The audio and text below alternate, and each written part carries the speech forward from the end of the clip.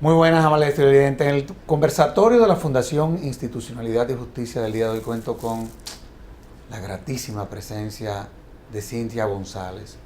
Cintia, en nombre de la Fundación te agradezco el que en esta ocasión primero hayas correspondido a la invitación al seminario de la Semana del Derecho y los Negocios, en donde tuviste una participación estelar, y ahora a este conversatorio de la Fundación Institucionalidad y Justicia. Así que en nombre de Finjus te agradezco el que haya correspondido a esta invitación.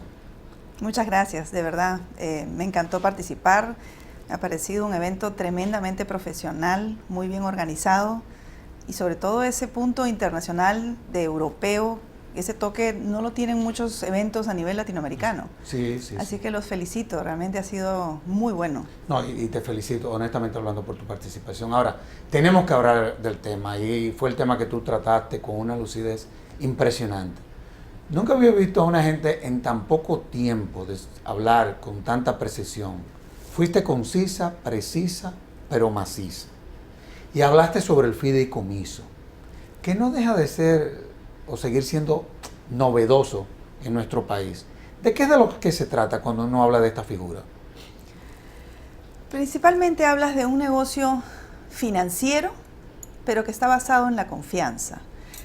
Porque literalmente el fideicomiso lo que pretende es recibir activos de personas naturales o jurídicas para que sean administrados, para que el fiduciario cumpla un fin con él.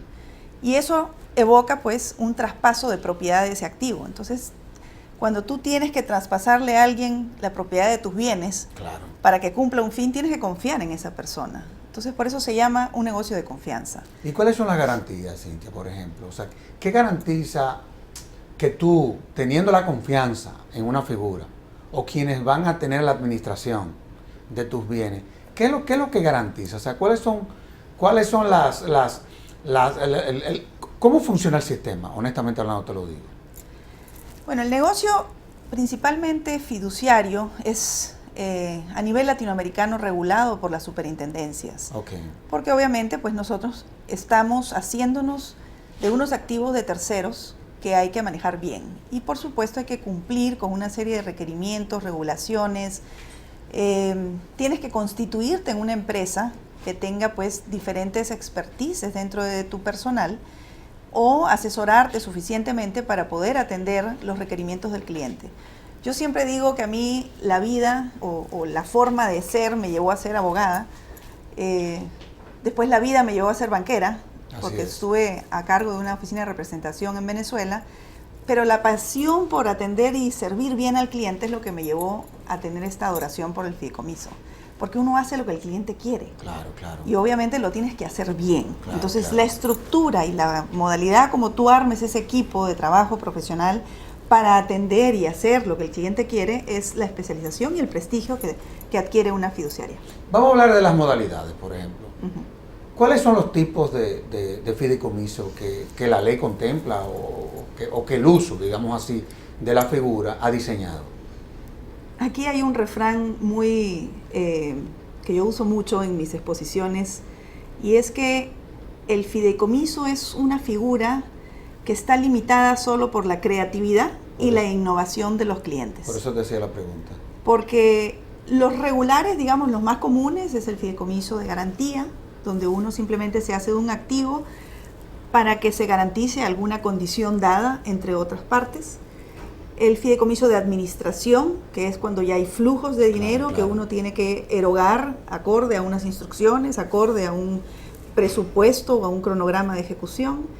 El fideicomiso de inversión, que normalmente puede ser invertir en bienes raíces, puede ser invertir en activos productivos, puede ser en títulos valores, puede ser incluso invertir en préstamos a personas específicas, a proyectos específicos. Tenemos los fideicomisos ya que derivan de esos tres básicos, que son, por ejemplo, los fideicomisos pues, de administración inmobiliaria, claro, administración de flujos de fondos de efectivo, administración de pasivos. En fin, ahí se comienzan a tergiversar y a tener diferentes modalidades. Tú tienes una visión comparada, porque tú eres una peruana, pero que realiza muchas actividades de esta naturaleza probablemente en el centro de negocios de Centroamérica, que es Panamá, pero también tú tienes la visión mexicana, la visión argentina, la visión colombiana. ¿Cómo han venido esos países? Porque son los más avanzados, digamos así, en el uso de esta herramienta. ¿Cómo han venido estos países avanzando y qué fue lo que lo llevó a que se convirtieran en los que más utilizan la figura del fideicomiso?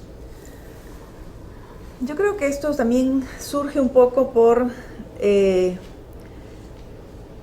fideicomiso toma fuerza cuando acontecen situaciones de, vamos a decir, situaciones malas, por así decirlo. Hay algún default grande en el tema bursátil o han habido innumerables proyectos inmobiliarios que se caen porque el constructor o el promotor pues utilizó la plata para otros proyectos y al final uno se le quedó pegado y no lo pudo realizar. O porque lo agarró una devaluación también. Exactamente, o sea, no siempre es... Por la mala administración del ingeniero. Entonces, ¿qué pasa? El fideicomiso surge como una herramienta para proteger al consumidor. Claro. Como una herramienta para asegurar frente al regulador que el dinero, y frente al banco sobre todo, que su dinero está siendo bien utilizado. Y para el proyecto para el cual fue aprobado un préstamo, por ejemplo. Entonces, surge de algo que levantó un riesgo que había que mitigar. Y se mitiga a través de un experto fiduciario que puede administrar eso. Esa es fundamentalmente la razón.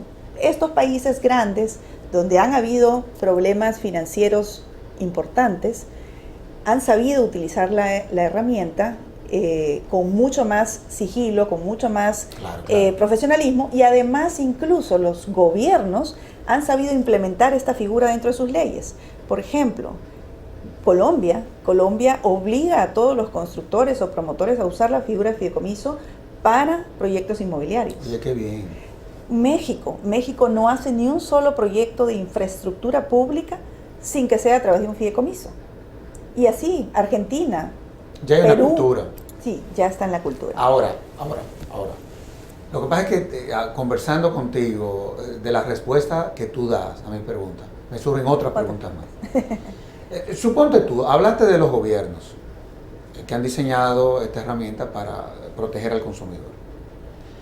Sin embargo, desde el punto de vista de lo que son los presupuestos que se aprueban o que le aprueban a los gobiernos, nosotros tenemos determinados porcentajes que van dirigidos a áreas determinadas, y me explico. Por ejemplo, el 4% del PIB tiene que ir o debe de ser dedicado al sector educación. Pero suponte tú que llegue un momento en donde no tengamos la capacidad para poder gastar ese dinero. Estamos hablando desde el Estado. ¿Es posible, por ejemplo, diseñar un fideicomiso en donde esos excedentes se depositen ahí para que cuando vengan en malos tiempos todo lo que tiene que ver con el tema de educación no se vea afectado? ¿Eso es posible? Sí, definitivamente. ¿Y cómo sería eso? Normalmente, por ejemplo, el gobierno hay situaciones incluso en que no cuenta con el dinero para poder hacer determinados proyectos sociales o de seguridad pública. ¿Y qué hace? Cuenta con un fiduciario que le estructura de alguna manera una concesión administrativa. Por ejemplo, ¿no? Ay, discúlpame que esto se me está cayendo. Por ejemplo, en este momento hay un proyecto en Honduras que es la construcción del centro cívico gubernamental. Pero el dinero, el gobierno en este momento no lo tiene, es una obra de $200 millones. Entonces se contrata un fiduciario, en este caso fue Banco Lafice, y le dicen, mire, usted está contratado para que arme desde la unidad ejecutora de ese proyecto y contrate los especialistas financieros, legales y técnicos para que me hagan la estructuración del proyecto, la factibilidad del proyecto, me elaboren los términos de referencia y saquen a licitación esta obra como modalidad APP, que es Asociación Público-Privada. Y nosotros hacemos todo ese proceso hasta llegar a la contratación del constructor llevamos toda la parte operativa de la construcción en sí y después nos quedamos administrando los alquileres por 20, 25, 30 años, de manera que eso es el repago de la deuda que esta empresa que participa recupera esa inversión dada. Estas son modalidades, como le digo, que tienen una connotación enorme y los gobiernos deberían indagar un poco más cómo utilizar esta herramienta para sus proyectos donde no cuentan con la partida presupuestaria ese año. Definitivamente. Ahora, tú has venido a un momento en donde nosotros estamos en el proceso de aprobación de una ley que sin lugar a dudas va a contribuir a mejorar el clima de negocios en la República Dominicana. Y la ley que tiene que ver con reestructuración y quiebra. No nos gusta ya hablar de quiebra, sino de insolvencia, en fin. ¿Qué rol puede jugar la figura del fideicomiso como una herramienta que pueda contribuir a un proceso de reestructuración de una compañía que esté en un momento de insolvencia? ¿Cómo se ha manejado, por ejemplo, en la práctica el fideicomiso, si es que es posible utilizar la herramienta del fideicomiso en un programa de reestructuración de una empresa? ¿Es posible? Sí. La figura que se usa normalmente se denomina fideicomiso de administración de pasivos, aunque realmente lo que se administra son los activos productivos de esa compañía. Pero entonces, explícate. Lo que estamos proponiendo y por qué consideramos, vamos a empezar, por qué consideramos que la herramienta sí es sumamente efectiva, ¿no? Sabemos que hay empresas especializadas que realmente hacen estas intervenciones y apoyan a estas empresas a recuperarse. Sin embargo, en el caso de un fiduciario, que es una entidad regulada, que es una entidad que realmente pues, debe no tener ningún interés directo sobre los aspectos, digamos, operativos y administrativos y de gestión comercial de las empresas, surge como un intermediario para mitigar los miedos del insolvente, acelerar o propiciar de alguna manera el apoyo de los acreedores. ¿Por qué? Porque al final lo que se va a intentar es un win-win de todas las partes para que la empresa no quiebre y todo el mundo se quede sin cobrar. Ese intermediario es una empresa profesional que, de tratarse de una empresa que no domina el accionar, como decirte, por ejemplo, estamos hablando de una empresa que es de tecnología, que el fiduciario no sabe de tecnología, sin embargo va y subcontrata a un experto que le instruya sobre la factibilidad de ese negocio, sobre los clientes y sobre esos activos productivos y esas cuentas por cobrar que tiene esa empresa.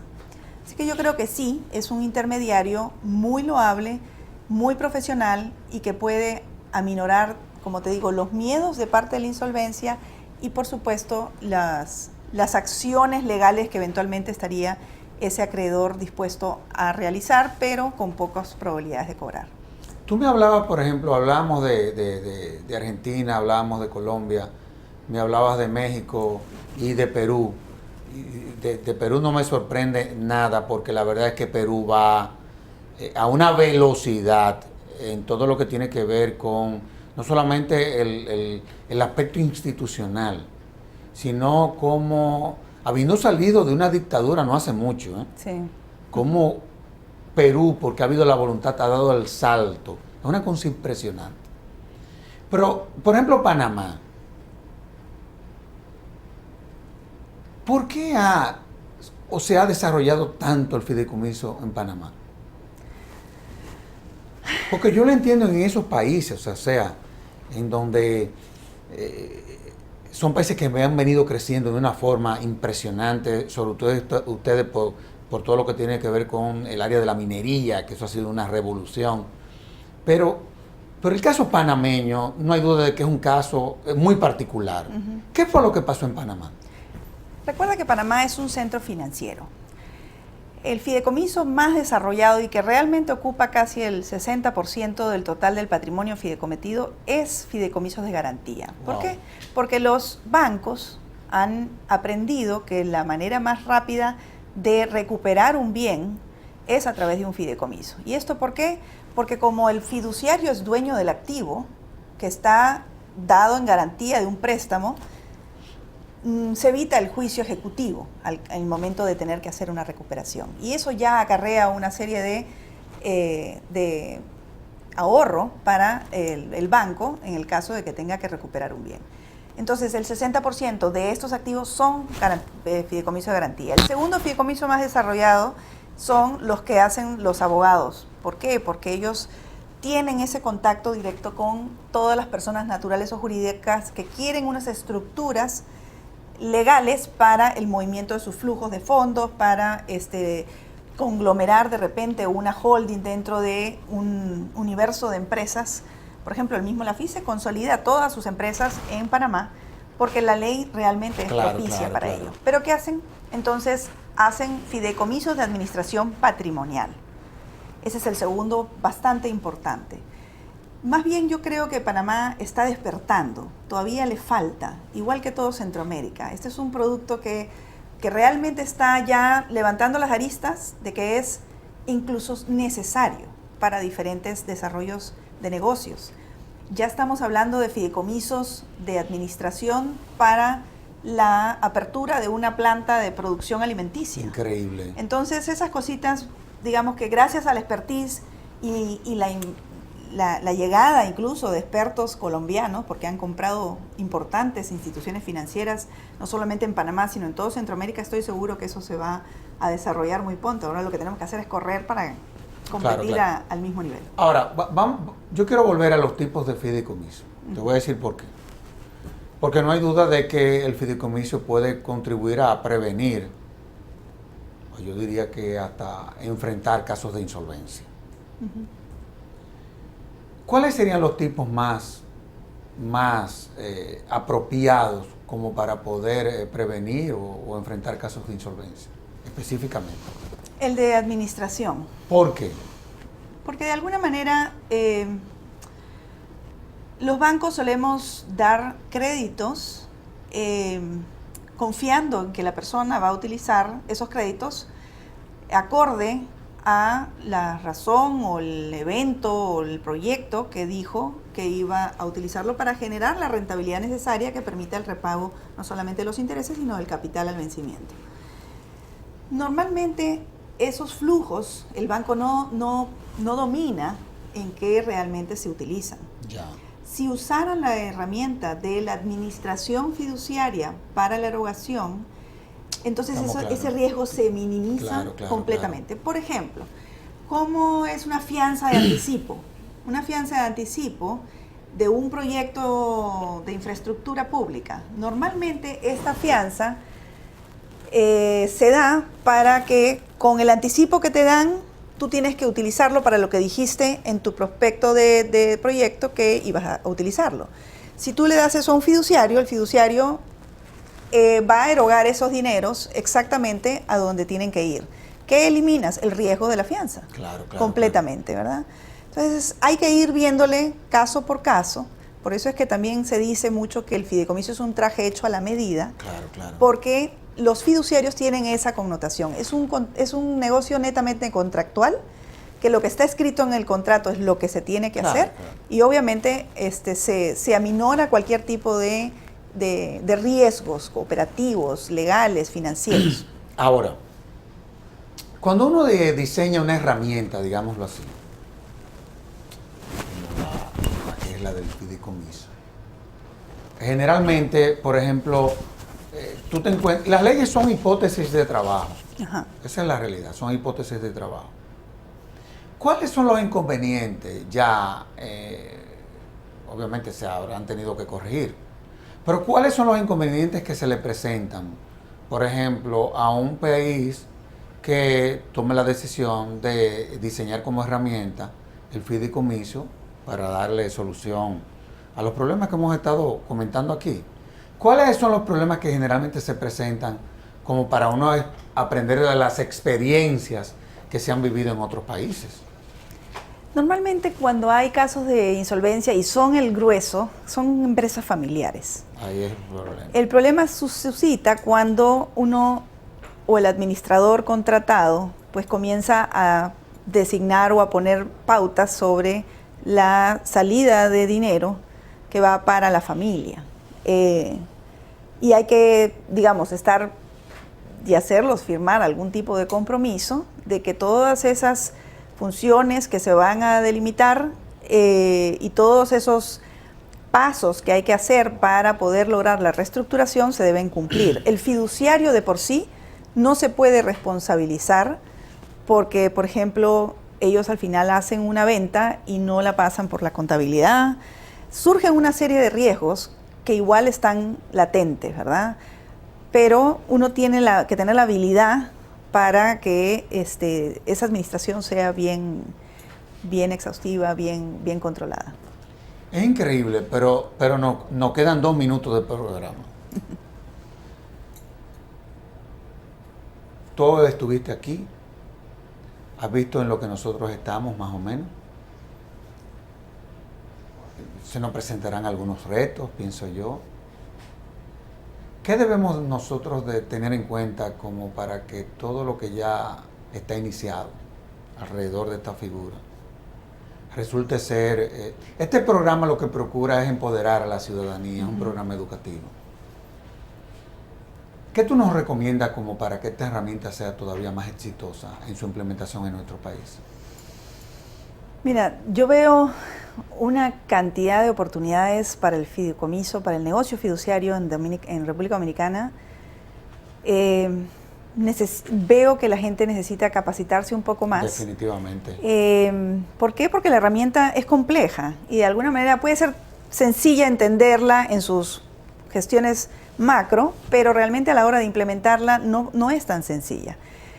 Y sobre todo, orientar esa capacitación a los banqueros, porque son los primeros que desconocen la figura y que no están sacándole el mejor provecho que pueden sacarle. Entonces, yo veo que en todos los países donde donde la figura de fideicomiso es incipiente, es una extraordinaria oportunidad para alguien que quiere especializarse a ser fiduciario. Y deben aprovecharlo. No, y además de que yo pienso que el programa es muy oportuno. Nuestro país es uno de los países que tiene los niveles de crecimiento más altos de la región. Hay estabilidad económica, hay estabilidad política. La cantidad de inversión extranjera que tenemos es impresionante. El clima de los negocios es prácticamente perfecto. Así es. Y partiendo de todo lo que tú has planteado aquí, no hay duda de que el fideicomiso es una herramienta que beneficia a todos los actores que confluyen en ella. Al deudor, a los proveedores, al acreedor, a la banca, al propio Estado, porque cada vez que se cierra una empresa, no solamente pierden los socios, exacto, o pierden los bancos, pierde el propio Estado porque deja de percibir impuestos que debería de estar pagando empresas que no debieron de haber cerrado. Exactamente. Así que en nombre de la Fundación Cintia, la verdad que te agradezco el que haya dado esta cátedra sobre el fideicomiso. Es una verdadera herramienta de comunicación y de educación el programa que tú has hecho. Así que en nombre de la FIJO, gracias una vez más por haber correspondido a este conversatorio, a tu conversatorio de la Fundación Institucionalidad y Justicia. Gracias a ustedes, de verdad. Y cuenten conmigo para lo que sea necesario. Estamos encantados. Así será. Gracias. Bueno, y a ustedes les decimos hasta el próximo segmento en donde tendríamos otra interesantísima entrevista.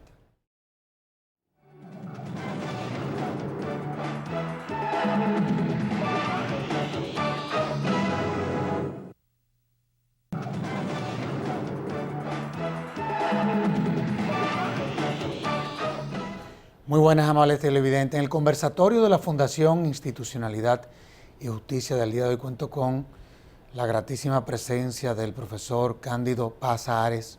En nombre de la Fundación Institucionalidad y Justicia le agradezco el que haya correspondido a la invitación de esta semana del derecho y los negocios y también a este conversatorio de la Fundación Institucionalidad y Justicia, un tanto como para que podamos compartir con los amables televidentes de buenas prácticas al interno de lo que debe de ser un buen gobierno de nuestras empresas. Así que muchísimas gracias por haber correspondido a esta invitación. Gracias a ustedes. No hay duda de que el término, digamos así, gobierno corporativo, implica muchas cosas. ¿Cuándo el gobierno corporativo es política? ¿Cuándo el gobierno corporativo es regla? ¿Y cuándo el gobierno corporativo son principios? Pregunta no fácil de contestar. Porque confluye todo ahí. Confluye efectivamente todo. Hombre, el gobierno corporativo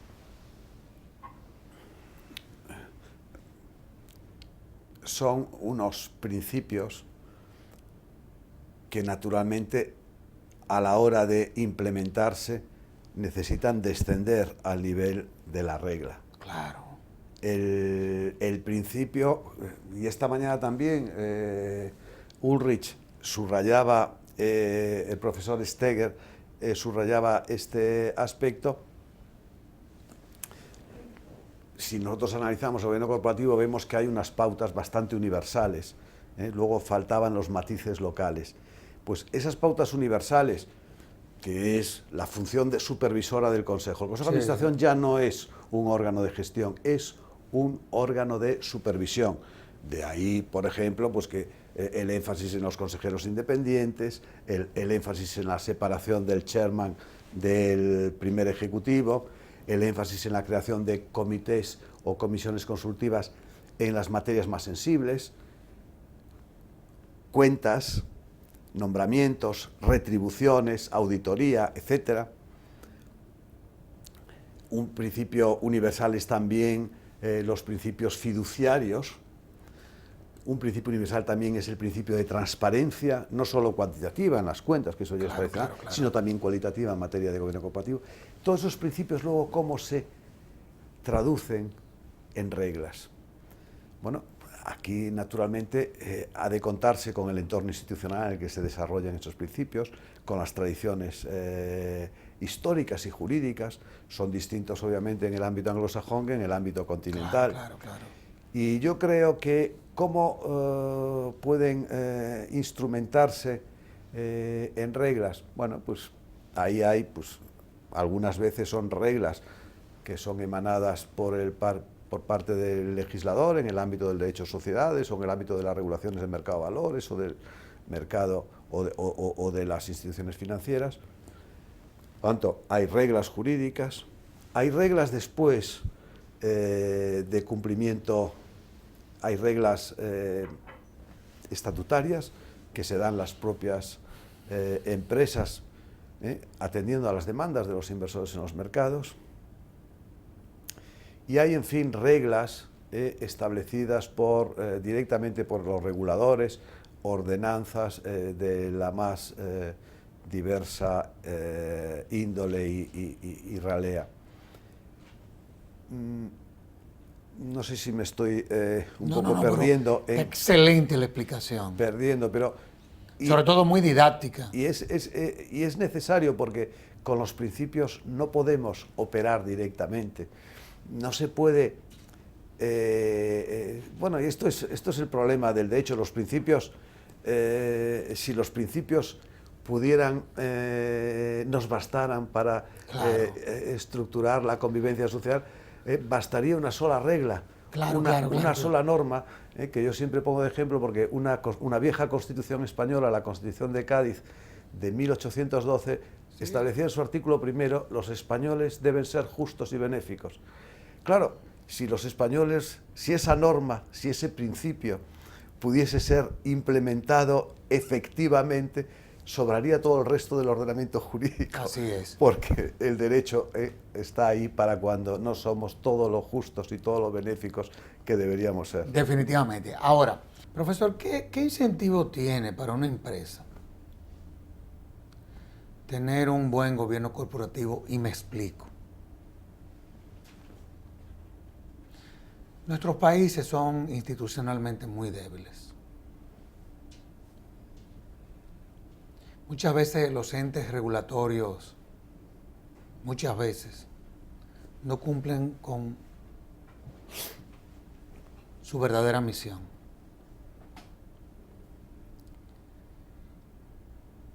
Y en nuestros países también se da la situación en donde el sector privado no lo compone única y exclusivamente el sector empresarial, sino que por algunas actividades ilícitas, producto, digamos, que del narcotráfico, del lavado,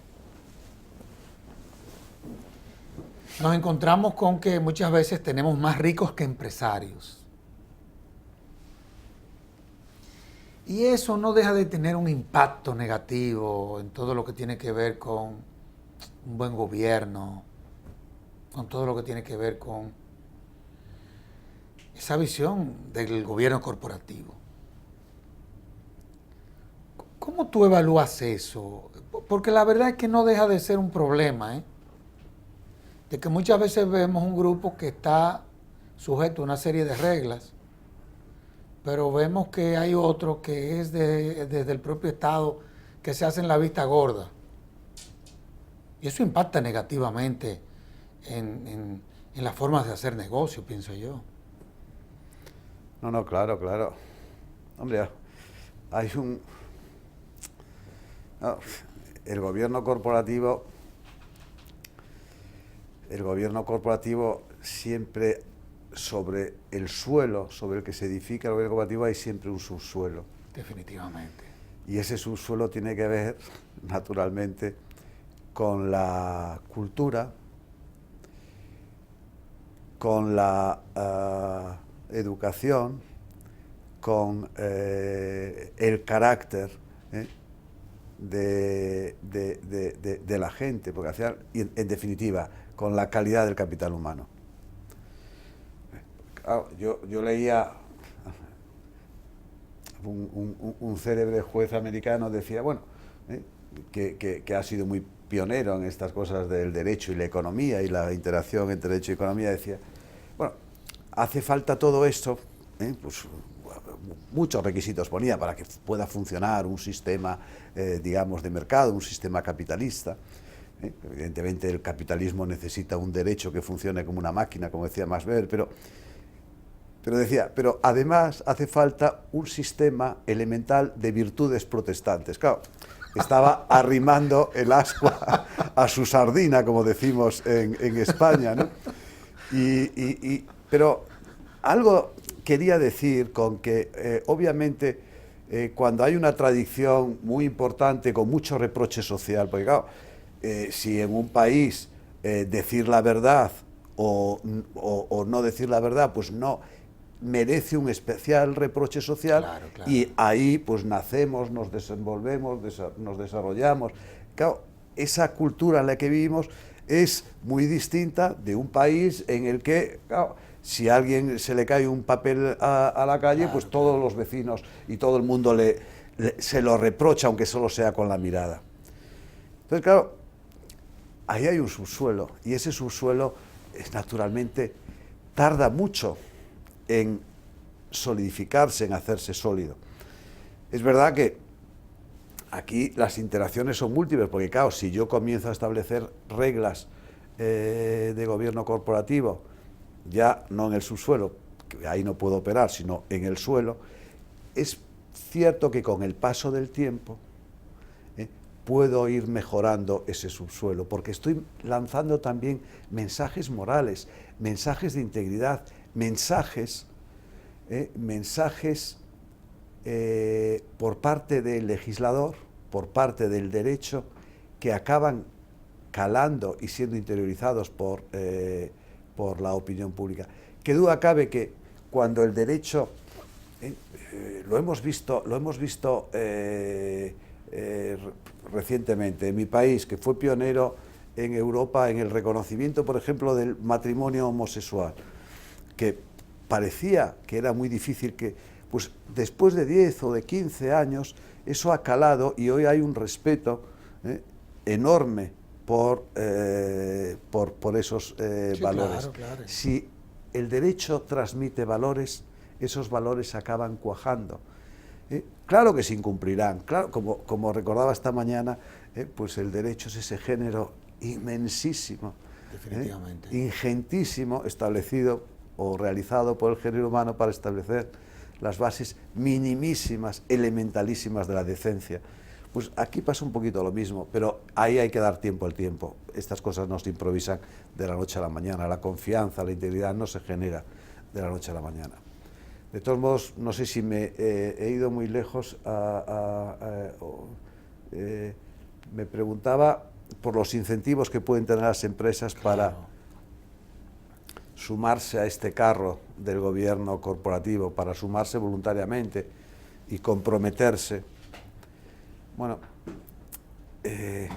hombre, tienen que tener, vamos a ver, no nos podemos engañar.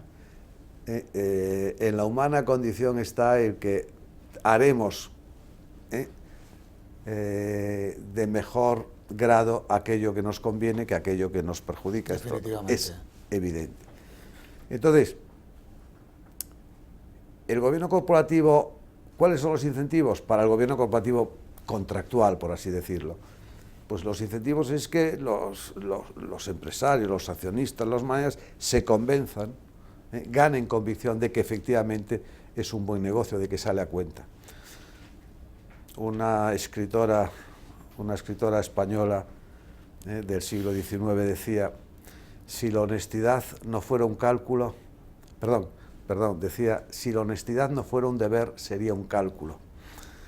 Pues yo digo un poco lo mismo del gobierno corporativo. Si el buen gobierno no fuera un deber, que lo es un deber moral de quienes gestionan recursos ajenos. Claro que sí. Pero sería un cálculo en el sentido de que a largo plazo, sale a cuenta hacer bien las cosas, gobernar bien las empresas, porque se lograrán, repito, mejores rendimientos, se lograrán más eficiencia, se abaratará el coste del capital y, por lo tanto, se facilitará el crecimiento, la expansión de las empresas y, con ello, el de las naciones. Claro, es verdad que, por ejemplo, en cualquier país, en la República Dominicana, en este momento, un gobierno, ciertas reglas de gobierno corporativo que de alguna manera van a limitar, digamos, el poder de los incumbentes, de los que están establecidos, ¿dónde tendrá más interés? Pues tendrá más interés para las empresas, digamos, que no están en mercados maduros, sino en mercados que tienen mucha posibilidad de desarrollo, para empresas que están con muchas necesidades de financiación, no empresas que nadan en mares o piélagos de tesorería, Claro. para empresas nuevas frente a empresas viejas. ¿Por qué? Porque estas son las que pueden visualizar mejor la necesidad del gobierno corporativo. ¿Por qué? Porque si no, no ceden a financiación, si no, no pueden desarrollar sus proyectos que los tienen. Esta mañana el representante del Banco Mundial decía, vamos, y del IFC, que es el brazo inversor del Banco Mundial, decía, nosotros establecemos, cuando hacemos una inversión, protocolos de gobierno corporativo con las empresas. Claro que a estas empresas les habría gustado que no se les impusieran y que les dieran la financiación sin esos protocolos, cuando les dicen que tienen que tener las cuentas auditadas de esta manera, que tienen que tener estos consejeros independientes o consejeros nombrados por ellos en su consejo, que tienen que hacer esto o aquello, que cuando hay un conflicto de interés o una operación vinculada tiene que pasar no sé qué y no sé cuántos requerimientos. Claro que no les interesaría. Sin embargo, dicen, pero esta es la única manera que yo tengo de sacar adelante mi proyecto, de sacarlo a un coste más barato, de obtener financiación, etcétera. Este es para lo que vale el gobierno corporativo. Y al final lo harán porque, vamos a ver, yo recuerdo un caso donde se comparó la valoración que tenía en el mercado una empresa en Rusia y una empresa en Estados Unidos. Y se trató de identificar empresas con activos o con un nivel de activos más o menos similar. Activos, digamos, examinando las cuentas, la estructura de sus activos, el valor contable de sus activos. Pues bien, resultaba que esa empresa digamos, homogénea por el valor de sus activos en Rusia y en Estados Unidos, pues en Estados Unidos valía 12 veces más. ¿Qué significa que valga 12 veces más? Pues significa que sus accionistas son 12 veces más ricos, incluido el accionista de control. Con lo cual, deberían pensar que un gobierno corporativo sólido, donde haya mayor confianza en la integridad, sale a cuenta para todos. Y esto es lo que tenemos que darnos cuenta y es lo que al final nos llevará a todos por la senda del buen gobierno, porque es como casi una tecnología organizativa. Definitivamente. Ahora, hay lo que se llama la agenda política. Y muchas veces los modelos políticos impactan en todo lo que es el sector productivo, Sin duda. todo lo que tiene que ver la forma hasta de hacer empresas en un país o en una región. Por ejemplo, la República Dominicana y América Latina también tenemos una visión clientelista impresionante, en donde el Estado prácticamente se ha convertido en la mayor empresa, la más deficiente, pero es la más grande de todas y la más inoperante, sin lugar a dudas, pero la más imponente también. Como desde la ineficacia, la deficiencia, la inoperancia, como desde ahí se pretende contaminarlo todo. Esa es una realidad. Desde ese punto de vista, en donde cada vez nuestros estados se masifican más, ¿cuáles son los retos del gobierno corporativo? Porque no es fácil, porque el Estado aplasta. Bueno, pero claro que el Estado aplasta, pero la sociedad civil tenemos que darle vigor a la sociedad civil. Definitivamente. Yo decía esta mañana, y que me parece que es muy importante para el éxito de cualquier empresa en este campo del gobierno corporativo, es que sean las fuerzas sociales, y cuando hablo de fuerzas sociales, pues hablo de todos los implicados en el gobierno corporativo, que sean los propios empresarios, los accionistas, los managers, los inversores, todos los que participan por un lado o por otro en la vida de la empresa, los que acaben logrando un consenso acerca de lo que es bueno y que por ahí se desarrolle el gobierno corporativo, contractual, porque el gobierno corporativo institucional, bueno, pues puede seguir padeciendo, teniendo estos problemas que tiene pues la legislación, o que puede tener la legislación del Estado en estados, digamos, donde que son más fáciles de sucumbir a la captura clientelar y de la clientela y la parentela. Claro. Entonces, claro, bueno, el ideal es que también tiene que haber una reforma, no solo de las empresas, sino también del Estado, porque es el aire que respiramos jurídica y socialmente. Lo que quiero decir es que a largo plazo tendremos también que reformar el Estado, porque si no, no lograremos verdaderamente la reforma del gobierno corporativo. Pero, entre tanto, hay un camino que se puede andar. Había un estudio de dos economistas del Banco Mundial, Clay y Pilover, que decían, bueno, en cierto modo, era algo así como, no hay mal que por bien no venga. En cierto modo, cuando el gobierno corporativo e institucional es débil, tenemos más espacio para el desarrollo y el crecimiento del gobierno corporativo contractual, porque al final, en cierto modo, también operan hasta un cierto punto como mecanismos sustitutivos. Claro. Y por eso decían estos autores, y se basaban en cierta evidencia empírica importante recolectada en el ámbito de los mercados emergentes, tanto de Latinoamérica como de Asia. Decían que ellos hacían un análisis que era, creo que habían analizado cerca de 300 empresas, las habían 300 empresas de estos mercados emergentes, las habían ordenado en un ranking, de acuerdo con unos criterios que ellos seguían, o mejor dicho, que les venían dados por otros estudios anteriores, sobre todo que se había hecho por Credit Lyonnais Asia, que era una firma de inversión especialista en el estudio de empresas en mercados emergentes. Habían clasificado de la 1 a la 300, la mejor gobernada y la peor gobernada, de acuerdo con una serie de criterios.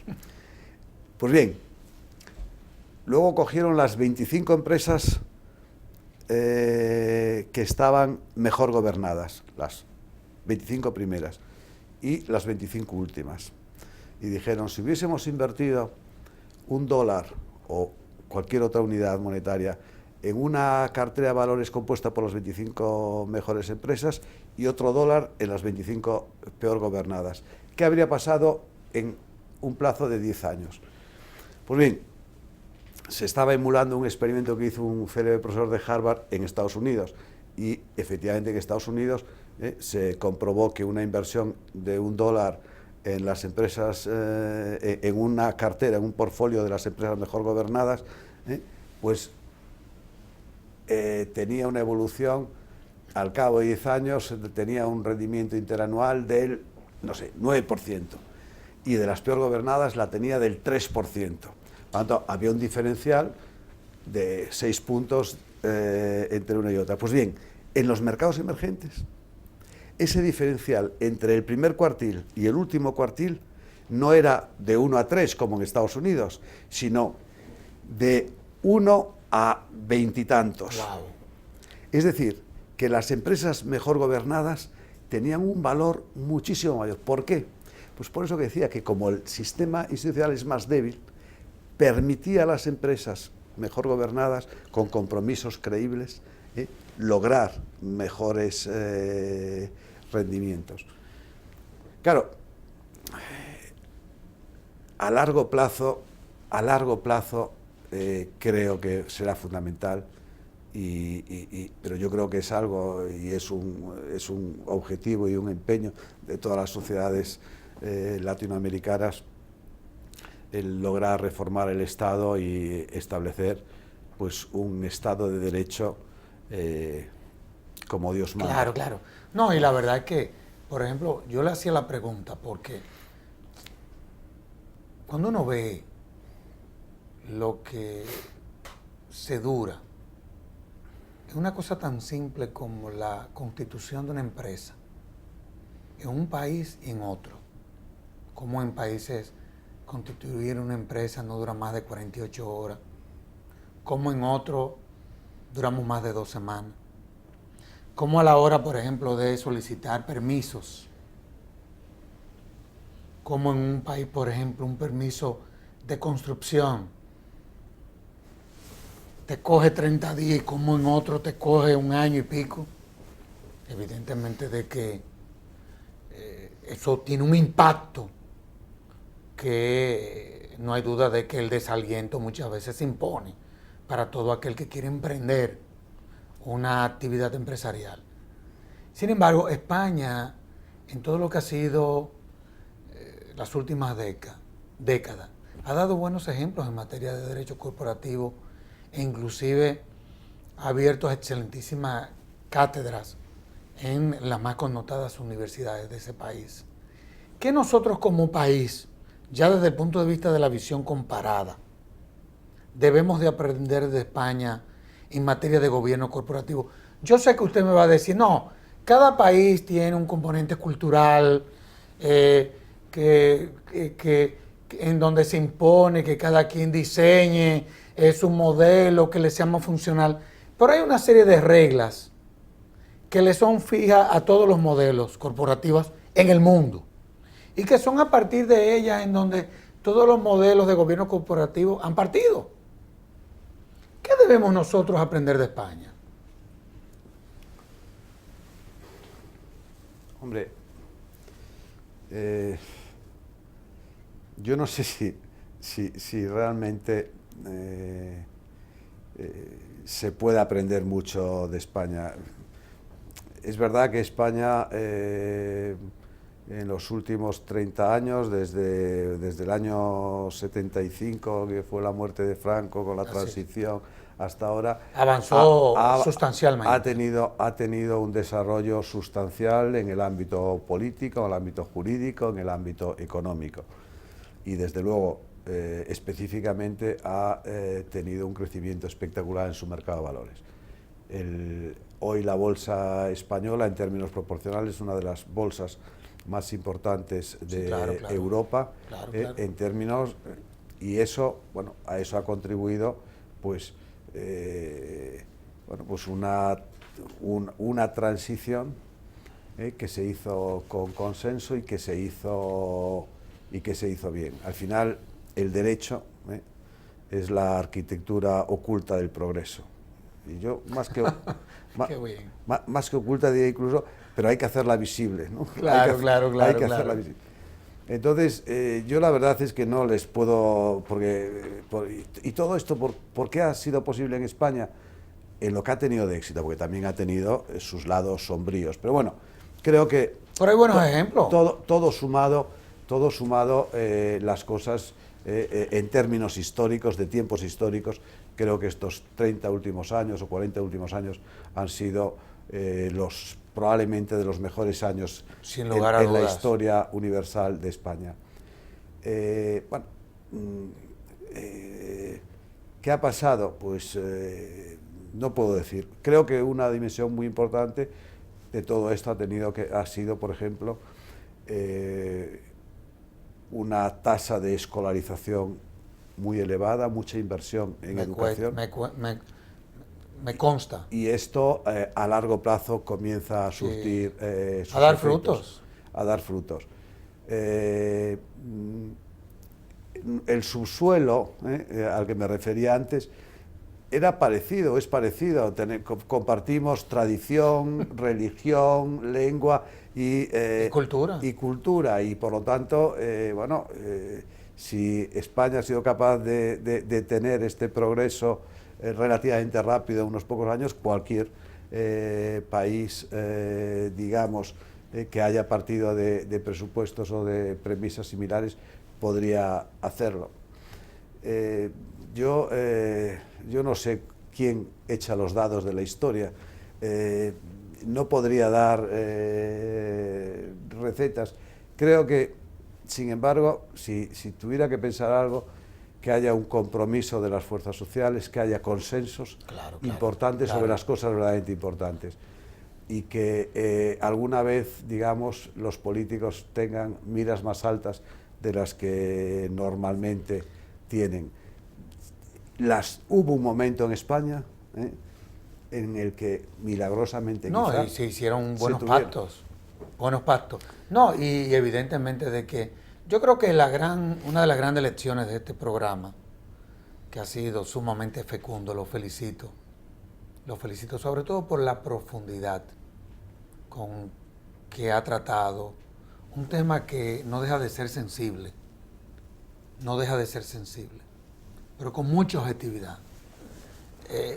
Pero una de las grandes lecciones que usted ha dado en este programa es cómo se construye la democracia hoy en día, que no se limita al ejercicio de la política, sino también que hay un componente de participación de la ciudadanía en todos estos procesos.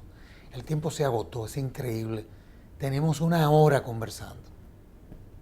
Y para mí, para la Fundación Institucionalidad y Justicia, es un lujo haber tenido y hecho este programa con usted.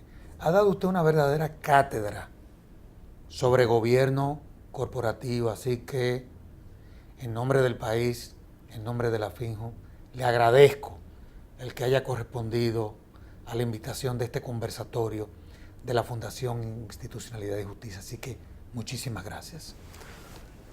Gracias a ustedes. Para mí ha sido un placer, ha sido un honor y ha sido un privilegio el poder departir con ustedes sobre nuestras experiencias y sobre un tema que para mí profesionalmente es muy querido, como es el del gobierno corporativo. Gracias de nuevo a ustedes. No cabe duda de que no deja de ser apasionante para usted.